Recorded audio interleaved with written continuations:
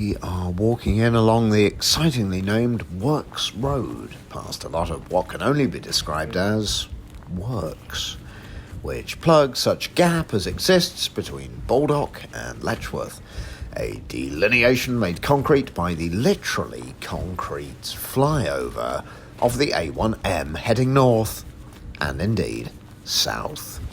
As of now, we are in Letchworth, number 915 in the series, and our closing chapter on Season 2 of Forgotten Towns.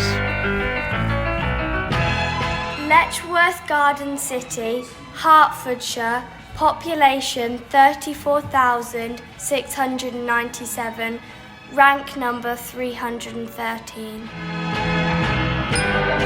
Thanks go to regular listener Esme there for standing in at short notice on statistical roll call duties. Unfortunately, our regular AI robot Patricia has called in sick. We wish you well and look forward to hearing your dulcet tones once more in Series 3. Golden Brew Hot, is that all for you? That's all, thank you.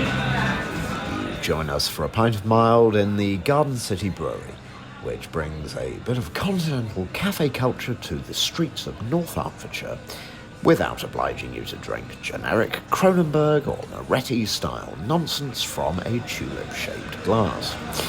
The early 21st century soundtrack doesn't go amiss either. No, if your idea of an ideal century-planned overspill settlement looks more like Harlow Newtown than this, then you are probably going to be disappointed by the happy, smiling, culturally aware faces of the good folks of Letchworth.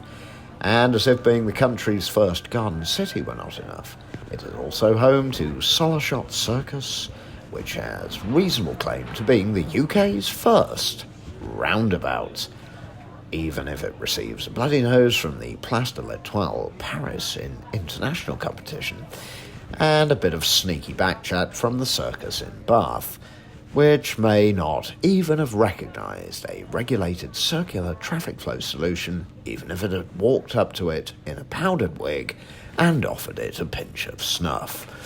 So, we take the first exit and bear left towards Shapla White's popular curry house.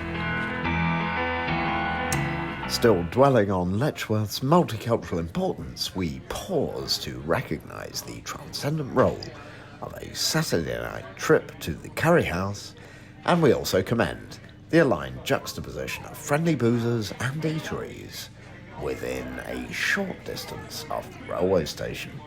It is perhaps no surprise to learn that the town featured heavily in the 2013 film The World's End, of which at least 50% concentrated on a great British pub crawl. The remainder of that movie, featuring an unrealistic and frankly uninteresting alien invasion, seems to be less obviously represented hereabouts. And so, what next for this podcast, raised on random geographical inquiry and punctilious completism? The answer is something perhaps surprisingly random. With the current to-do list reading 3 towns in Wales, 15 in Northern Ireland, and 22 in England, it is obvious that we need to tackle those rebels of the 45 up in Scotland. It is thus with due intent that I set the controls for the heart of the Central Belt, with a not unpleasant prospect of crossing that country from east to west, roughly along the line of the Antonine Wall, but more actually along the towpath of the Union and Forth and Clyde canals, quite literally crossing the country, but more importantly, taking in an array of unvisited settlements along my route. Enjoy the brief respite of a week or two's break from this podcast, but join me when I return with another season of Forgotten Towns. I've been to Reno, Chicago, Fargo, Nelson, Colm, Bottom Lake, Bradford, Buxton, Crewe, Warrington, Widnes, Wigan, Leeds. Manitoba, Baron, Quilla, and Padilla. I'm a killer. I've been everywhere, man. I've been